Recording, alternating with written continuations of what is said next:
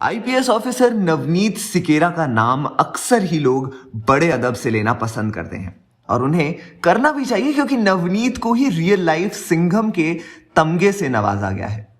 नवनीत ने यूं तो अपने हमेशा से ही कई केसेस सॉल्व किए हैं जिनके बारे में वो सोचकर कई पुलिसमैन की रूह कांप जाती थी, लेकिन नवनीत ने कभी ना तो डर को हावी होने दिया अपने ऊपर, ना ही उन्होंने ईमानदारी का साथ छोड़ा।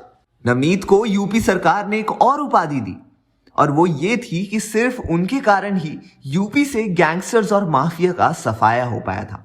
उन्होंने लगभग 60 एग्जीक्यूशंस किए थे, इसलिए उन्हें एग्जीक्यूशन स्पेशलिस्ट भी कहा जाता है।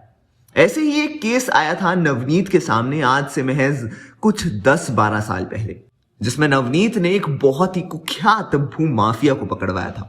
और उसको पकड़वाने के लिए नवनीत ना सिर्फ अपनी बल्कि अपने होने वाले बच्चे तक की परवाह नहीं की थी।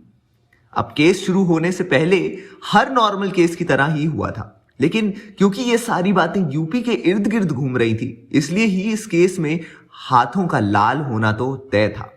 जब नवनीत ने दोषी के खिलाफ सबूत इकट्ठा करना शुरू किया तो सामने आया कि उसने पहले डरा धमकाकर 2 से 3 लड़कियों के साथ दुराचार भी किया है। और अब नवनीत के मन में आ गया कि चाहे जो हो जाए वो दोषी को सजा दिलाकर रहेगा। जब शुरू में नवनीत का ट्रांसफर यूपी के एक जिले में किया गया, तब उनकी नई नई शादी हुई थी। उसके कुछ दिन बाद ही वो अपनी पत्नी को भी अपने साथ लेकर चले गए। और जब ये केस नवनीत को दिया गया, तब नवनीत और उनकी वाइफ अपने पहले बच्चे को एक्सपेक्ट कर रहे थे।